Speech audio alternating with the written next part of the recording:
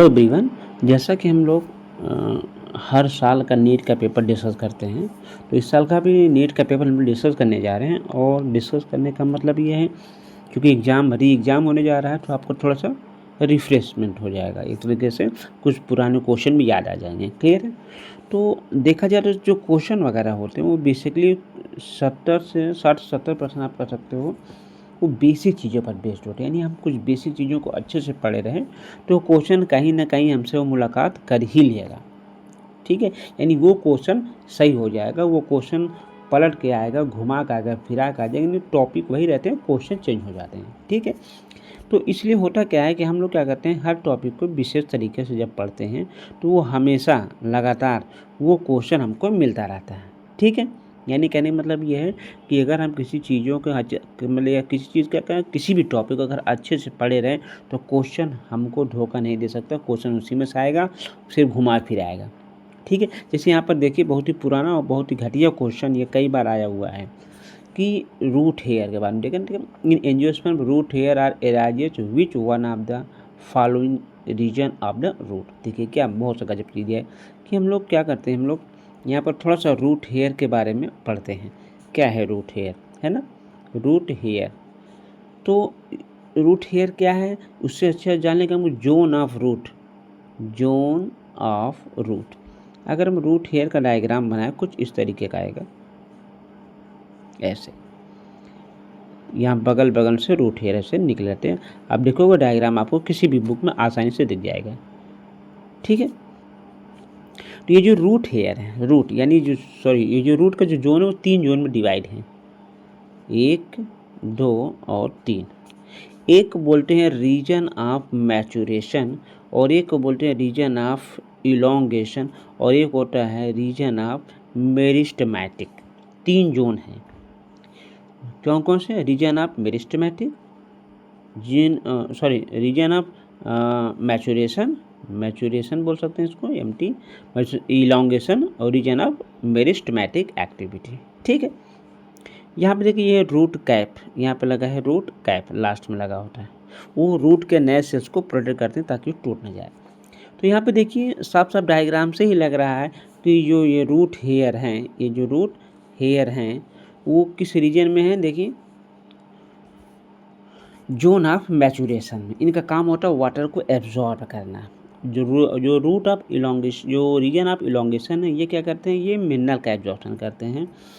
और ये root of जो मेरिस्टेमेटिक एक्टिविटी, यहाँ पे नए सेल्स बनते हैं, उन नए सेल को प्रोटेक्ट करता है रूट कैप। ध्यान रखिएगा, ये कई बार क्वेश्चन आया हुआ भी है, निहायत पुराना क्वेश्चन। मतलब मैं सिर्फ कहना चाहता हूँ कि बेसिक चीज़ अगर आप पढ़ेंगे वो किसी न किसी रूप में क्वेश्चन आपसे पूछा जाएगा। ठीक है, याद रखिएगा जो रूट कैप होता है, ये जो एक्वाटिक प्लांट होते हैं, जो जलीय पौधे उसमें एब्सेंट होता है, उसकी जगह पाया जाता है रूट पॉकेट पाया जाता है। क्या पाया जाता है? रूट पॉकेट पाया जाता है, जो उसको फ्लोटिंग में हेल्प करता है। ठीक है, तो ये रूट हेयर एक बार फिर से बना जाइएगा, प्रैक्टिस करके जाइएगा। क्वेश्चन दूसरा हो सकता है कि रूट हेयर, अब इससे रीजन ऑफ मैचुरेशन पूछा है तो रीजन ऑफ मैचुरेशन में क्या पाया जाता है, या मैक्सिमम मिनरल एब्जॉर्प्शन कहाँ होता है, या मेरिस्टेमेटिक एक्टिविटी कहाँ होता है, रूट कैप की जगह रूट पॉकेट किस में पाया जाता है। तो घुमा फिरा के क्वेश्चन आएगा। तो ये मान लीजिए 60 से 70% क्वेश्चन वही आते हैं जो आप अच्छे से पढ़े रहते हैं। बाकी 30% में कंपटीशन होता है, उसमें भी 20% थोड़ा सा अच्छे से पढ़ें तो भी कवर हो जाएगा, 10% दाएँ बाएँ हो सकता है। क्लियर? इस तरीके का जो क्वेश्चन हम लोगों ने देखा, उसका जो आंसर निकल के सामने आया, वो इसका जो आंसर है वो देखिए यहाँ पे क्या रीजन ऑफ मैचुरेशन, ये आपका चौथा आंसर, ये आपका चौथा आंसर इसका है, रूट ऑफ मैचुरेशन, यानी 91 का 4th क्वेश्चन, यानी root of region of maturation. ठीक है, यानी ये क्वेश्चन बहुत ही निहायत ही सिंपल था, इसको आप आराम से लगा सकते हैं। क्लियर है? चलिए, अगर आपको ये इमेज डन लग रही है तो टेलीग्राम पे जाइएगा, वहाँ पे हम पेपर प्लस डिस्कशन का जो पूरा PDF है मैं वहाँ भेज दूंगा, आप वहाँ आराम से देख सकते हैं, लोड करके देख सकते हैं। क्लियर?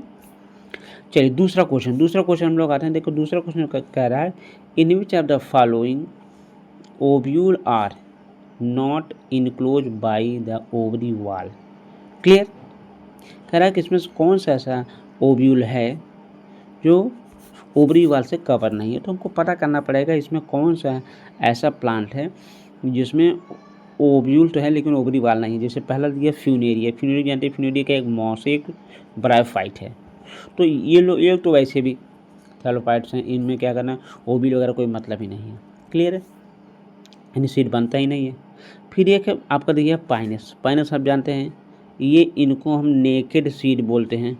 नाम इसलिए लेकिन नेकेड यानी सीड ओपन होगा, सीड नेकेड होगा यानी वाल होगा नहीं, तो आसानी से आप पकड़ सकते हैं कि इसमें आपका सीड जो है वो नेकेड होता है, यानी ओवरी वाल होता है नहीं, क्योंकि ओवरी एब्सेंट होती है। किसमें, जिम्नोस्पर्म जो होते हैं, साइकस और पाइनस। साइकस और पाइनस दोनों में क्या नहीं होता है, ओवरी होती ही नहीं है। ठीक है, चलिए बाकी सिलेजिनेला है, ये जानते हो सिलेजिनेला क्या होता है, ये एक टेलोफाइट है जहाँ पर भी सीड भी नहीं बनना शुरू हुआ है ना। यही से हेटेरोस्पोरी, इसमें कई बार क्वेश्चन पूछा कि हेटेरोस्पोरी सीड बनना जो है धीरे धीरे शुरू होता है, बनना है। उल्फिया जानते हो एक एंजियोस्पर्मिक प्लांट है, तो एंजियोस्पर्म में सीड हमेशा कैसे होते हैं, क्लोज होते हैं। क्लियर है, तो इसमें हम लोगों ने देख लिया बहुत, ये भी बहुत सिंपल और पुराना क्वेश्चन है, इसको आप आसानी से कर सकते हैं। उसी ये पैटर्न बहुत अच्छा दिया था कि शुरुआत में कुछ क्वेश्चन सरल भी देने चाहिए ताकि बच्चों का कॉन्फिडेंस बने और आगे अच्छा कर पाए। लेकिन कभी कभी कुछ पेपर क्या करते हैं, आगे के 10 क्वेश्चन में टफ कर दें कि बच्चा वहीं परेशान हो जाएगा और आगे कुछ करने के लिए वो हिम्मत हार जाता है। क्लियर, चलिए फिर आपको घबराना है, आपको लगातार काम करना है। तो हम लोगों ने यहाँ पर देख लिया कि यहाँ पे 2 क्वेश्चन बहुत आसानी से हो गए और बहुत पुराने, बहुत निहायत ही घटिया क्वेश्चन थे, इनको आप सही किए होंगे। ठीक है, तो पहले का आपका जो आंसर था वो आपका कौन सा था, वो आपका चौथा था, और इसका कौन होगा, इसका आपका दूसरा आंसर होगा। क्लियर है, यानी 92 का दूसरा। ठीक है, आइए तीसरे पाते हैं। तीसरा दिया इन द लैक ओपेरान, इसमें चर्चा किया है लैक ओपेरान के बारे में। आइए थोड़ा सा लैक ओपेरान के बारे में चर्चा कर ही लिया है। क्या है लैक ओपेरान, कहते ओपेरान होता क्या, ओपेरान जो ग्रुप ऑफ जीन है, क्या होता है, ग्रुप ऑफ जीन होता है जिसमें कुछ जीन वर्क करते हैं और कुछ जीन सपोर्ट करते हैं। तो ओपेरान का it is a group of gene, ये बेसिकली आपका प्रोकैरियोट्स के लिए होता है। ठीक है, इसमें जो जीन होते हैं, इसमें आपके 5 जीन कितने होते हैं, 5 नहीं कह सकते, उसको हम कह सकते हैं, 1 मिनट,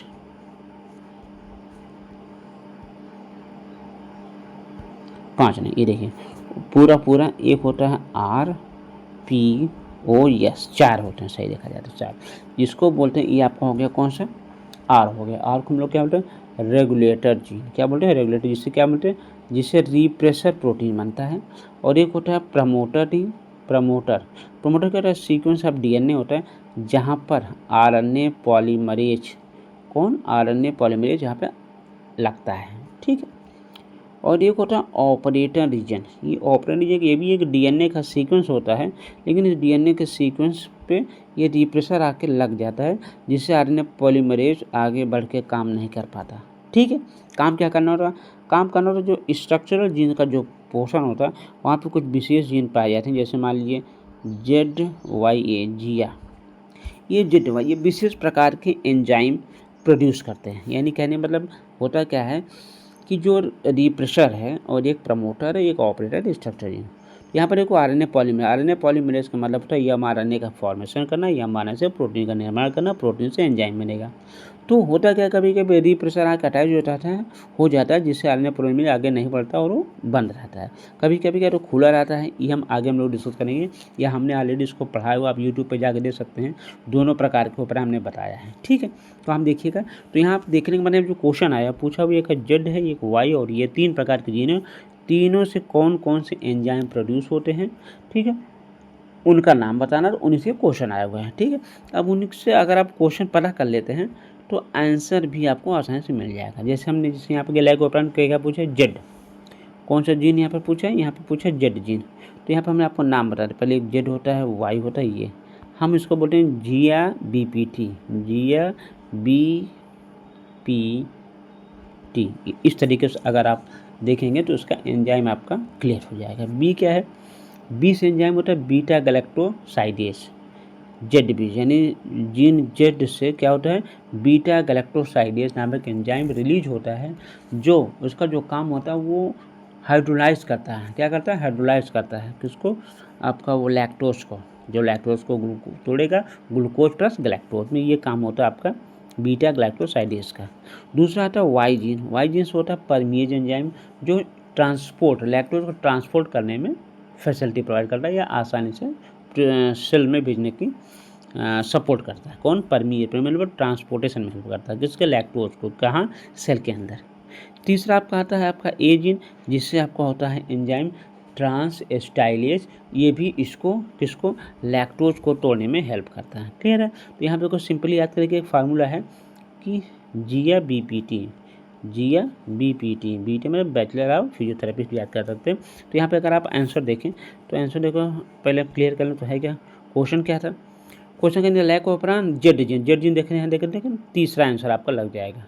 कौन सा आंसर लग जाएगा, तीसरा लग जाएगा, क्योंकि दूसरा क्या दिया है, बीटा गैलेक्टोसाइडेज दिया हुआ है। ठीक है, तो ये सब बहुत बेसिक क्वेश्चन है, इसको आप अच्छे से अगर पढ़ें तो ये मत सोचिए ये इससे फिर क्वेश्चन आएगा, जेड पूछा तो वाई पूछ लेगा, ए पूछ लेगा, आर पूछ लेगा, आर का क्या काम है, पी प्रमोटर क्या काम है, ऑपरेटर क्या काम है, किसी तरीके नहीं, इसको आप बहुत बेहतर तरीके से पढ़िए, अच्छे तरीके से पढ़िए, जहाँ से क्वेश्चन आए और आप आसानी से कर लें। इन कुछ ऐसे टॉपिक जिनको आप अच्छे तरीके से पढ़ना ही पड़ेगा आपको। ठीक है, चलिए अगले क्वेश्चन पर हम लोग आते हैं। बहुत प्यारा क्वेश्चन ये भी है, थोड़ा सा जूम कर लेते हैं। हाँ ठीक, अब देखिए यहाँ पर इन्होंने 4 टर्म दिए हुए हैं, उन टर्म को हम लोग को जानना चाहिए। एक वर्ड दिया है बायोफोर्टिफिकेशन। क्लियर, पहले समझते फिर आंसर लगाते हैं। एक होता है बायोफोर्टिफिकेशन, बायोफोर्टिफिकेशन, फोर्टी मतलब चीज़ का कई गुना बढ़ा देना, लिविंग मटेरियल को कई गुना बढ़ा देना। लिविंग मटेरियल मतलब होता है इसमें कुछ न्यूट्रिशनल वैल्यू को बढ़ाना, यानी कोई प्लांट है, कोई क्रॉप है जो ग्रो कर रहा है, उसमें कुछ ऐसा करे उसमें उसकी न्यूट्रिशनल वैल्यू बढ़, जैसे विटामिन बढ़ जाए, मिनरल बढ़ जाए ना, प्रोटीन बढ़ जाए। इन सब चीज़ों को अगर तो ऐड कर लें उस क्रॉप में, तो वो उस प्रक्रिया को हम लोग क्या बोलेंगे, बायोफोर्टिफिकेशन। क्या कहलाएंगे, बायोफोर्टिफिकेशन। ये कॉमन वर्ड हम लोग अक्सर पढ़ते हैं। ठीक है, बायोफोर्टिफिकेशन यानी किसी भी क्रॉप के अंदर, किसी फूड जो खाने वाले जो ह्यूमन कंज्यूम कर रहा है उस क्रॉप के अंदर उसकी न्यूट्रिशन वैल्यू को बढ़ावा देना, दैट इज बायोफोर्टिफिकेशन। क्लियर। एक होता है आपका बायो रेमिडिएशन। देखो बहुत प्यारा यार, बायो रेमिडिएशन, रेमिडिएशन मतलब किसी का उपचार करना। उपचार बेसिकली यहाँ पे जो वर्ड रखा गया ये आपके इकोलॉजिस्ट रखा गया है, इतना देखते हैं तो इन्वायरमेंट्स रखा गया है। किसे रखा गया, इन्वायरमेंट्स रखा गया है कि हम कुछ ऐसा करें, यानी cleaning the environment by using living organic, यानी हम यहाँ पर क्या करते हैं, रेमिडिएशन मतलब किससे, कि क्लीनिंग इन्वायरमेंट, इन्वायरमेंट क्या करना है, क्लीन करना है, किससे, बाय यूजिंग लिविंग बीइंग। ठीक है, तो बायोफोर्टिफिकेशन न्यूट्रिशनल वैल्यू ऐड करना है, बायो रेमिडिएशन मतलब कि लिविंग ऑर्गेनिक का यूज करके इन्वायरमेंट को क्लीन करना। तीसरा आपका है बायो प्रॉस्पेक्टिंग। देखिए प्रॉस्पेक्टिंग वर्ड देखिए यहाँ पर नया दिया है, क्योंकि हम लोग बायो मैग्नीफिकेशन जानते हैं। बायो मैग्नीफिकेशन मतलब होता है बायो मैग्नीफिकेशन, यानी जो लिविंग मटेरियल है मैग्नीफाई करना है, वो लिविंग मटेरियल के अंदर कुछ हार्मफुल केमिकल कई गुना बढ़ते चले जाने हैं trophic to trophic level, that is the biomagnification. यानी कह सकते हैं increase the concentration of waste material from one trophic level to another, that is the biomagnification. और लास्ट बता प्रॉस्पेक्टिंग। प्रॉस्पेक्टिंग मतलब बता है कि अवसर ढूंढना। क्या ढूंढना, अवसर ढूंढना, that mean the searching the nature for useful biological resources and production. Clear, यानी सर्च करना, नेचर क्वालिटी किसी चीज़ का सर्च कर रहे थे, बायो प्रॉस्पेक्टिंग, इसको और कैसे बेहतर बनाया जाए इसके बारे में फ्यूचर प्लान किया जाता है, that is the bio prospecting. Prospecting मतलब किसी चीज़ को सर्च करना, अवसर ढूंढना। ठीक है, तो आप देखिए दिया हुआ एक्सप्लोरिंग मॉलिक्यूल, देखो बहुत प्यारा वर्ड इन्होंने दिया भी है, क्वेश्चन बहुत अच्छा है, जो पढ़ा होगा कर लिया होगा कि exploring molecule molecular genetic and species level diversity for production of economic importance इस कॉल्ड बायो प्रॉस्पेक्टिंग, ध्यान रखिएगा। क्लियर, बहुत प्यारा क्वेश्चन था। इसका आपका जो आंसर है वो कौन सा आंसर है इसका आंसर आपका है थर्ड आंसर है। क्लियर, चलिए अब आ गया था यहाँ पे देखिए बहुत प्यारा टॉपिक ये भी दिया हुआ है, यहाँ पे मिलान करना है। मिलान क्या करना है, जैसे एक तरफ दिया हुआ लिस्ट कि जेनेटिकली मॉडिफाइड ऑर्गेनिज्म, बी दिया है थर्मोस्टेबल डीएनए पॉलीमरेज, सी दिया है टीआई प्लाज्मिड, और बी और चौथा दिया है PBr 322। आइए एक एक बारे में हम लोग पढ़ते हैं थोड़ा सा। क्लियर,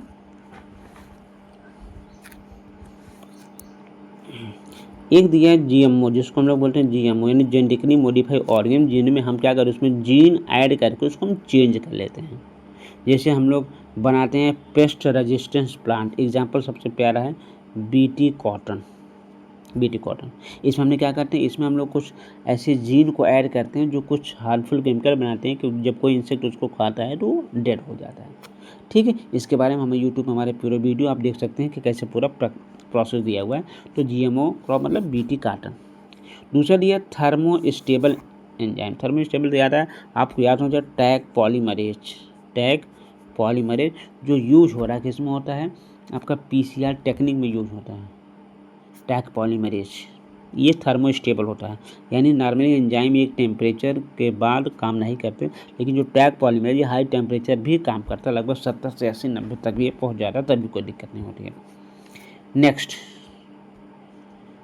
नेक्स्ट आपका दिया TI प्लाज्मिड को हम लोग बोलते हैं ट्यूमर इंड्यूसिंग प्लांट। क्या बोलते हैं, ट्यूमर इंड्यूसिंग प्लांट बोलते हैं। ये मिलता है एग्रोबैक्टीरियम ट्यूबिफेसियन से मिलता है, ठीक है। तो ये ऐसा आप जान लीजिए इसको। और लास्ट आपका है PBR, ये बहुत ही फेमस PBR 322। इसमें क्या क्या पहला खासियत क्या, ये ई कोलाई से बना है। किससे बना, ई कोलाई बैक्टीरिया से बना हुआ है। दूसरा क्या है, ये फर्स्ट आर्टिफिशियल क्लोनिंग वेक्टर है।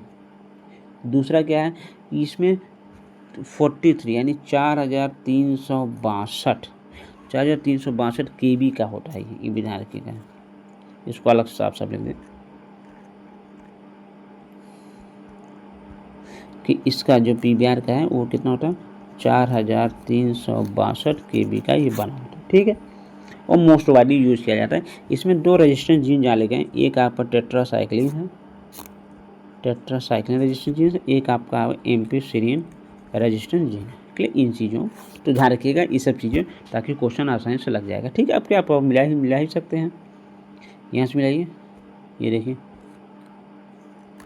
हमने आपको बता ही दिया, क्या बता दिया कि genetically modified crop BT cotton हमने आपको बता ही दिया। थर्मोस्टेबल हो गया, थर्मस एक्वाटस हो गया, एक्विटस कहाँ गया, हाँ थर्मो एक्वाटिकस हो गया। और TI प्लाज्मिड आपका ट्यूमर इंड्यूसिंग एग्रोबैक्टीरियम ट्यूबिफेसियंस, और PBR का ई कोलाई से मिला। बहुत ही आसान क्वेश्चन था, यानी इसको आप चाहे पढ़ सकते हैं। क्वेश्चन फिर आएगा, ये ध्यान रखिएगा, ये क्वेश्चन फिर आ सकता है घुमा फिरा के, इसको आप पढ़िएगा अच्छे से टॉपिक। यानी कुछ टॉपिक तो बहुत अच्छे हैं, जैसे बायोटेक्नोलॉजी, इनके प्रोसेस यूजेज, ये सब चीज़ बहुत अच्छे से आप पढ़िए, क्वेश्चन में से आना ही आना है, ठीक है। तो इसका अगर आपको ऑप्शन देखा जाए, ये आपका पहला ऑप्शन सही है। कौन सा ऑप्शन सही है, पहला ऑप्शन सही है। क्लियर, चलिए आइए आगे बढ़ते हैं हम लोग। ये हो गया आपका 95, आते हैं 96 पर। 96 भी आपका मिलान करने वाला दिया है। इसमें कुछ चीज़ें आप समझेंगे, फिर आप उसको कर पाएंगे, बिना समझे आप नहीं कर पाएंगे, ठीक है। जैसे यहाँ पे कुछ वर्ड दिया गया है, एक दिया है प्रोडक्टिविटी, एक दिया है नेट प्राइमरी प्रोडक्टिविटी, इन सबको जाना पड़ा। प्रोडक्टिविटी का मतलब क्या है, प्रोडक्टिविटी मतलब होता है the rate of biomass production. क्या है, रेट ऑफ बायोमास प्रोडक्शन, यानी प्लांट के द्वारा जो बायोमास का प्रोडक्शन हो रहा है उसको हम लोग बोलते हैं प्रोडक्टिविटी। अब इस प्रोडक्टिविटी क्या है, rate of biomass production. Clear है। अब उसके बाद आप देखिए यहाँ पर एक टर्म और दिया हुआ है, दिया नेट प्राइमरी प्रोडक्टिविटी। उससे पहले हम लोग पढ़ेंगे पहले ग्रास प्राइमरी प्रोडक्टिविटी, फिर हम लोग आएंगे नेट प्राइमरी प्रोडक्टिविटी। पहले ग्रास पढ़ते हैं। ग्रास मतलब GPP कहते हैं कि जो GPP होता है, कहते हैं rate of production of organic matter during photosynthesis. क्या हुआ कि इसमें भी क्या rate of production of organic matter during photosynthesis, that is the gross primary whole. जितना प्लांट है सनलाइट पड़े, पूरा जो प्रोडक्शन हो रहा है, फोटोसिंथेसिस दौरान जो ऑर्गेनिक मैटर बन रहे हैं उनको लोग क्या बोलते हैं, GPP ग्रास प्राइमरी प्रोडक्टिविटी। अब इसमें से एनिमल कुछ एनर्जी लॉस करेंगे, उसको यूज हो जाएगा जिससे रिस्पिरेशन में। तो अगर हमको नेट प्राइमरी प्रोडक्टिविटी पूछे तो क्या होगा, बहुत ही आसान है। कहते हैं कि GPP -R कर दो तो आपका बन जाएगा नेट प्राइमरी प्रोडक्टिविटी। क्लियर। और सेकेंडरी प्रोडक्टिविटी मतलब होता है एक क्रॉप है, क्रॉप को क्वेश्चन खा लिया, अब वो कंज्यूमर थ्रू उसके बॉडी में कितना नया या कितनी प्रोडक्टिविटी, कितनी एनर्जी, कितना ऑर्गेनिक मटेरियल उसकी बॉडी में गया, वही आपको कहलाया जाएगा कंज्यूमर इन सेकेंडरी प्रोडक्टिविटी। बहुत ही प्यारा टॉपिक। अब देखिए यहाँ पे देखा जाए,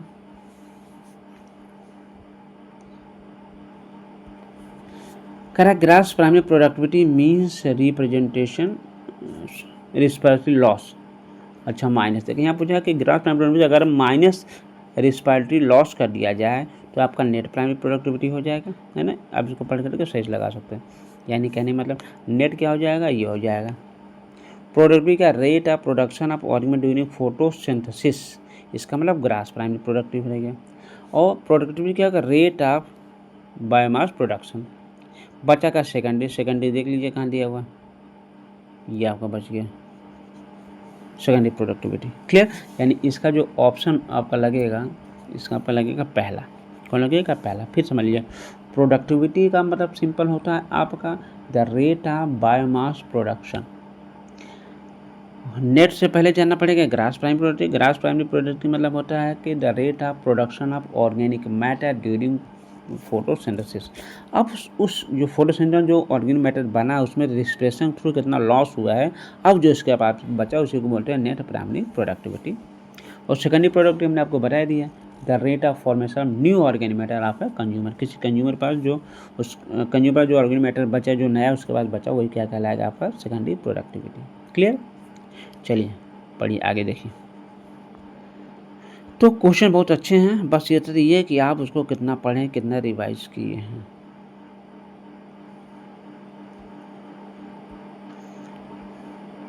ये बहुत अच्छा क्वेश्चन दिया हुआ है। Since the origin of diversification of the life on earth there have been 5 episode of mass extinction of species. How is the 6th, which is the progress different from the previous episode? इसको जो साफ नहीं दिख रहा है इसको हम PDF भेज देंगे आपको वहाँ पे ग्रुप पे।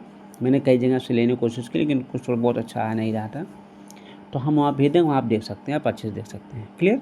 पूरा PDF वो भेज देंगे। बेसिकली जो नीट के है वो पूरा फिजिक्स में सिर्फ उसमें रहेगा, बायो का भी रहेगा, देख लीजिए उसमें बहुत अच्छा दिया। अलग अलग निकालने में बड़ा मुश्किल हो रहा था, फिर भी हमने कोशिश किया। तो इसमें जो आप इसको बुक पढ़ेंगे एवोल्यूशन का, तो बहुत अच्छा एक लाइन दिया हुआ है, उसको आप पढ़िएगा। तो वहाँ पर दिया हुआ है कि द करेंट जो 6th episode of mass extension is estimate to be the 100 to 1000 times faster. यानी 6 एपिसोड में बहुत तेज़ी से फास्ट तरीके से वो लॉस कर रहा था than the one in the pre human times. Human time से पहले वो लगभग कह रहा कि the current 6 episode of the mass extension is estimate to be the 100 to 1000 times faster than the one in the pre human times. यानी human time से पहले अब जो है अब वो तो ज़्यादा फास्ट हो रहा है, times faster than in pre human time. Our activities are responsible for the faster rate. यहाँ पे देखिए ऑप्शन देखिए, यहाँ पे देखिए दिया हुआ है, वो लाइन ही उठा के दे दिया कि the process of species extension rate are 100 to 1000 times faster than in pre human times. यानी जब हम प्री ह्यूमन टाइम था उससे प्रेजेंट टाइम में बहुत ज़्यादा फास्ट तरीके से मास एक्सटेंशन हो रहा है। क्यों? क्योंकि हम लोग उस पर एक्टिविटी खुद ही कर रहे हैं।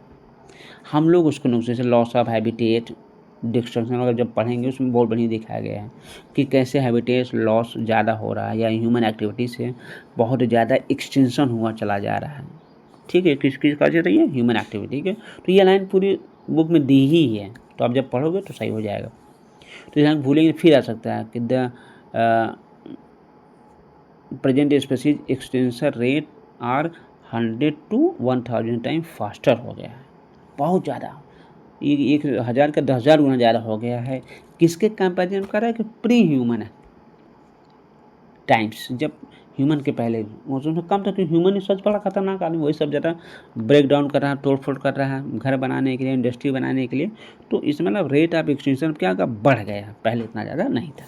ठीक है, ध्यान से लाइन पढ़िए, कुछ क्वेश्चन ध्यान से पढ़ने पाए, तो कभी कभी एग्जैक्टली कुछ लाइन ही दे देता है, देखिए एग्जैक्टली लाइन है, बुक खोलोगे मिल जाएगा, कोई भी आपका रेफरेंस बुक होगा इवोल्यूशन खोलोगे तो मिल जाएगा। ठीक है, इवन एनसीईआरटी में भी मिल जाएगा। आइए नेक्स्ट क्वेश्चन हम लोग चलते हैं। तो इसका जो ऑप्शन है आपका तीसरा सही है। ठीक है, ध्यान रखिएगा। आइए आगे हम लोग चलते हैं। नेक्स्ट आंकड़ा आता है 98। ये भी बहुत प्यारा क्वेश्चन दिया हुआ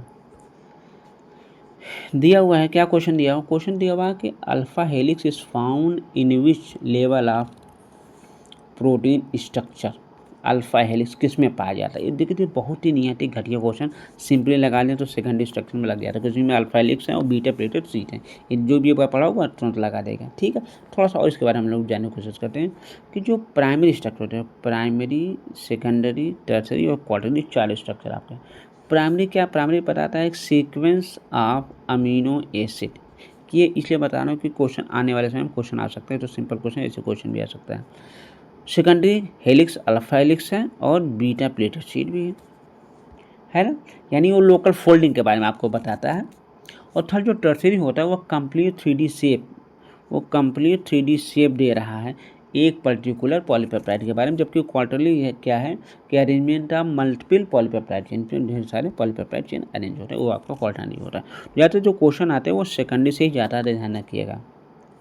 तो प्राइमरी क्या बताता है कि सीक्वेंस ऑफ अमीनो, सेकेंडरी क्या बताता है लोकल फोल्डिंग बता रहा है अल्फा हेलिक्स बीटा शीट, और थर्ड वाला क्या बता रहा है complete 3D shape of polypeptide, जबकि क्वार्टरली बता रहा है कि arrangement of multiple polypeptide chain. Clear?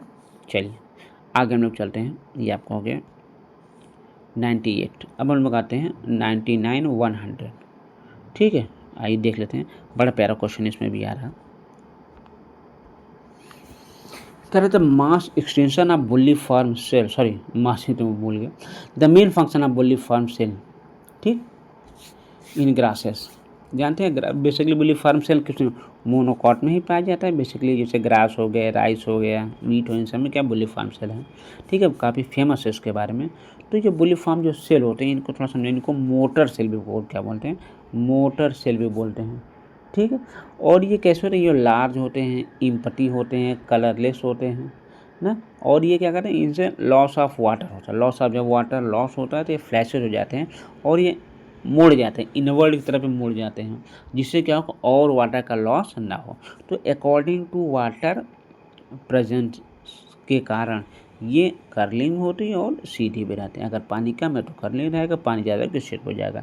यानी पानी लॉस भी करवाते हैं और पानी को कंजर्व भी करवाते हैं। ठीक, जैसे पानी की उपलब्धता रहता है। ठीक है, तो भूलिएगा नहीं इसको। ठीक है, इसका जो आपका ऑप्शन है देखिए यहाँ पे दिया हुआ है, देखिए कौन सा ऑप्शन, देखिए यहाँ लास्ट में दिया है to minimize water loss during the water stress condition. ठीक है, तो याद रखिएगा ये आपका चौथा ऑप्शन सही है।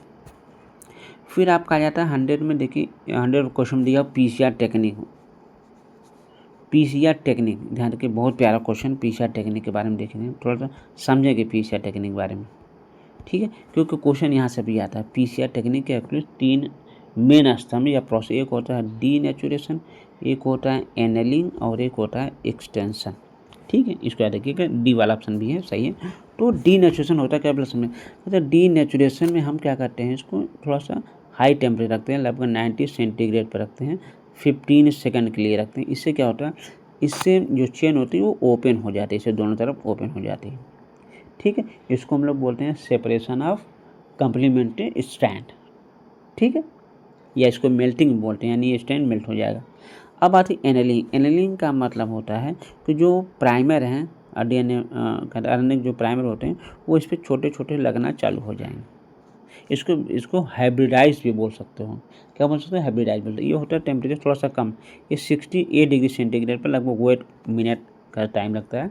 इसमें क्या होता है, आपको पता है कि जो आपका 5' to 3' है, हमेशा जो एंजाइम होता है, एंजाइम कौन, टैग पॉलीमरेज, वो किस स्टैंड पर काम करेगा, 5' to 3' स्टैंड पर काम करता है। यानी जो नया चेन बनेगा वो 3' to 5 बनेगा, ध्यान रखिएगा। तो अगर यहाँ 3 to 5 रखें, यहाँ 5 रखें, तो एक बार इधर चलेगा और अगला इधर चलेगा, यानी हमेशा वो 5 की तरफ से चलेगा 3 की तरफ। ठीक, और स्टैंड जो बनेगा वो 3 to क्या बनेगा, 5 बनेगा, भूलिएगा इसको। ठीक, तो ये क्वेश्चन बहुत बार कई बार आया हुआ, तो आप ध्यान रखिएगा। क्लियर? और क्या इसमें कुछ इंपॉर्टेंट पॉइंट है, तो एक डीनेचुरेशन जहाँ स्ट्रैंड अलग अलग हो गए, एनेलिंग जहाँ पे RNA प्राइमर आकर लग रहे हैं। ठीक है, और तीसरा होता है एक्सटेंशन। एक्सटेंशन मतलब होता है कि और ज़्यादा जो चीज़ बन रहा है उसको पूरा कम्प्लीटली यहाँ तक बन जाए, ये भी यहाँ तक बन जाए, उसको फैलाव बोलते हैं। यहाँ पर कुछ खास मेटल जैसे Mg++ की रिक्वायरमेंट भी होती है जो हेल्प करती है उसमें। एक्सटेंशन ऑफ प्राइमर में हेल्प करती है, ठीक है। यानी कहने मतलब पीछा टेक्निक जानते हो, बहुत कम समय में ढेर सारे कॉपीज़ बन जाते हैं डीएनए के। क्लियर? आइए तो और आगे थोड़ा सा 1-2 पॉइंट और समझते हैं कि पीछा टेक्निक जान के ये आपका आंसर क्या हो गया, आपका चौथा आंसर भी हो गया। तो याद रखिएगा, डी हो गया, ए हो गया और ई हो गया, ठीक, इसको ध्यान रखिएगा। तो ये क्वेश्चन आराम से लग जाएगा। क्लियर? तो इसमें एक और टॉपिक दिया हुआ है बहुत बढ़िया, ध्यान रखिएगा। डीएनए का सिंथेसिस जो होता है, याद रखिएगा डीएनए सिंथेसिस जो होता है ओनली इन 5-3, जो स्टैंड होगा वो 5-3 ही डायरेक्शन में चलेगा। ये कई बार कन्फ्यूज जाता है। ये इसी पर नया स्टैंड बनाएगा, क्यों? जो नया स्टैंड बनेगा वो किधर बनेगा, 3-5 बनेगा, यानी 5-3 स्टैंड पे 3-5 नया डीएनए बनेगा, ठीक है। तो ये इस तरीके से हमने 10 क्वेश्चन कम से कम डिस्कस किए आराम से और समझा भी है। फिर भी आप पढ़िएगा, रिवाइज करिएगा, कोई कन्फ्यूजन हो कमेंट करिएगा, आपको फिर से दोबारा कोई चीज़ें जो पूछना होगा हम बताएंगे। इसका जो पीडीएफ है मेरे टेलीग्राम पर दोनों मिल जाएगा, पीडीएफ मिल जाएगा और जो हमने सोल्यूशन जो हमने बनाया है बेसिकली इसके लिए वो भी वहाँ पे दोनों मिल जाएगा। तो आप पढ़िएगा आराम से, समझिएगा और जैसा बताइएगा। मिलते हम लोग अगली क्लास में अगले 10 क्वेश्चन से, ठीक है। तो थैंक यू।